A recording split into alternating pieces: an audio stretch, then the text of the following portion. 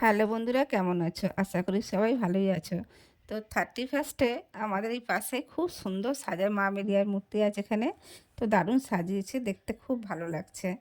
আর ওদিকে প্রাইজ দিচ্ছে, আগের দিন ভাত খেলা হয়েছিল, তো চলো একটু দেখা যাক।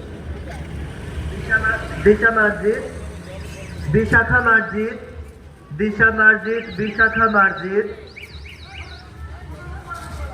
লিজা মন্ডল, লিজা মন্ডল,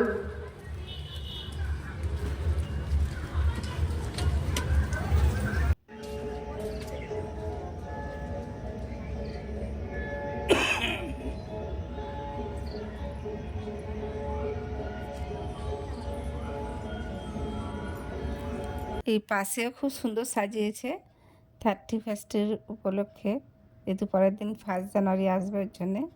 তো যাই হোক, এইটুকু ব্লগ করলাম বন্ধুরা। ভিডিওটা যদি ভালো লেগে থাকে প্লিজ লাইক কমেন্ট শেয়ার করে চলো, টাটা।